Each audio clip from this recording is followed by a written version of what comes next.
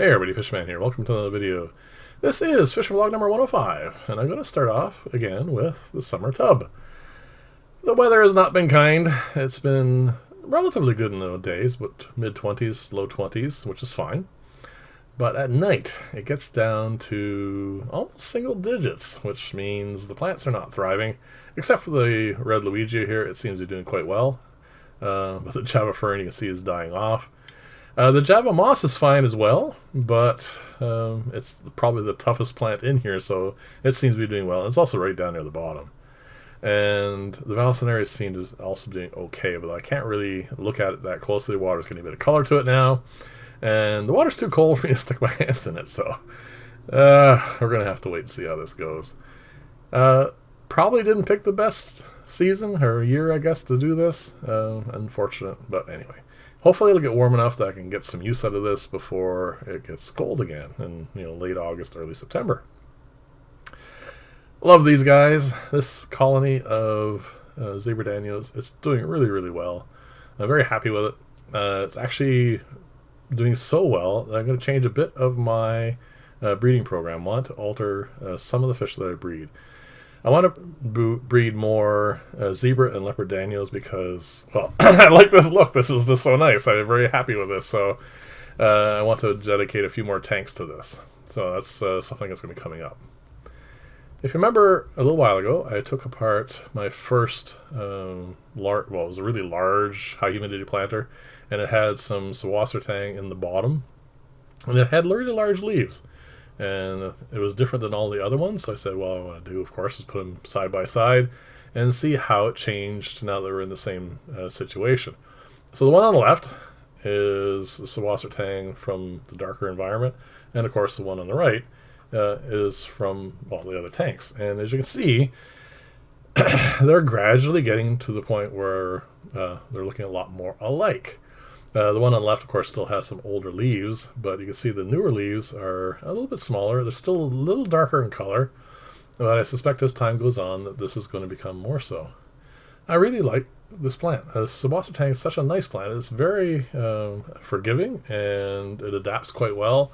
It certainly likes the conditions I have for it, and there's another reason I like it, but that'll be coming up a little bit here in a clip shortly. I'm panning around. Oh, yeah, I thought that was a hydra for a second, but no, it's just a little bit of water spot. I'm looking for fry. I've been doing this for so long in this tank now, way past hatch rate for the rice fish, so something's happened to them. I'm not sure. Maybe they weren't fertile. Maybe they got eaten. Who knows? I'm going to have to set up a much more dedicated system for breeding the rice fish. I certainly want more of them. This is my favorite guppy colony. I really do like their attitude. I like their colors. I like how they move around. And like I said, I'm very happy with how that goes. I want to get a little bit more of that one going as well. But I'm mostly panning onto this because in here, under the Sawassertang, are the coolie loaches. And I wanted to show you this because another reason why I really like the Sawassertang is a great home for them. They're very happy and comfortable in here. And they're growing quite well. I just have to lift it up a little bit. And you can see, there they are. They're doing very, very well. And then I don't know why I like them, but I do. They're just a nice fish. I'm hoping at some point I'll figure out a way of breeding them. And that would be kind of interesting as well. Unfortunately, they're not a showy fish in the sense that they go out and do stuff, but that's all right. They don't all have to be show fish.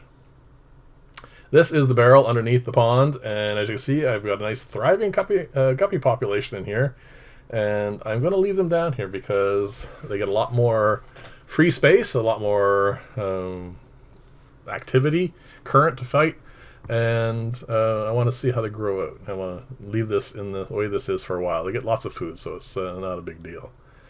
And this, of course, is the pond itself. The guppies are also doing really well in here, so it's not like there's much of a difference in the environment, except for the fact of the open space, because I keep putting so many plants in here. I am gradually pruning it back, but again, as you can see, there's an awful lot of, well, obstructions from them being able to swim around. That's all right. It's a perfectly fine environment. And you remember last week I had flushed this out and it's flowing really nicely now. It's the kind of thing you only have to do like every 6 months or so. So The other thing I want to mention about the pond is I have not done a water change on it yet. It's been running like this for a very long time now, and it keeps working very well. And the other new addition at the moment is this. This is watercress. I picked it up because of the great interest in having an aquaponics portion to the new sump. I'm going to try rooting some of this here and incorporating that in as well. It's it's edible plant, so it fits really quite well into that theme, and I'm going to give that a shot. I still haven't done anything with this, but yeah, I still like the plant. Something will happen about it at some point in time. So this is the above tank trickle filter for the project I built this a little while ago, and as you can see, the mechanical filter is now quite plugged, but the overflow seems to be working quite well, so I'm going to let it go a little bit longer. Normally I would clean this out, but you see it's still flowing quite nicely also down through the media anyway, and as we pan towards the front, you're going to see that it also is getting plenty of flow this way. So it's working quite well. I just want to see its limits. So everything's doing fine. The tank's fine, the plants are fine, and the filter itself is flowing. So there's no rush on this yet. I just want to make sure that the overflow works really well. So I want to test its limits. And like I said, these are all perfectly fine and happy. The water's obviously quite clear. Well, it has to be quite clear with that amount of mechanical filtration. So anyway, I'm very happy with that too. And I show you these guys so infrequently now that I thought I had better give you another good look at them. Still haven't done anything with a 7-foot tank, and there's no point in telling you when I'm going to get to it because I have so many projects on the go that it's just not high on the priority list. It is something I want to work on, of course, but there's so many other things I need to work on, and I will also show you this. This is my favorite of the 2 filters I put on this tank. It's thriving. It grows really well. It obviously keeps the tank nice and healthy. I mean, there is another filter on here, but this is definitely the bigger of the 2 and is doing the lion's share of it. And as you can see, it flows nicely. Plants grow really well out of it and keeps the water nice and clean and clear and healthy. So it's doing exactly what I wanted to do. Unlike that little clip, the short I put up there with the other filter, which I will be doing some work on because it definitely needs something. It's not doing what I want. And to end off today's video, duckweed.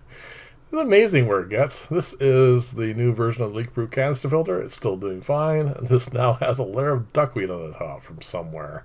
Thank you very much for watching. Leave comments. Let me know what you think. I'll see you in the next video, and bye for now.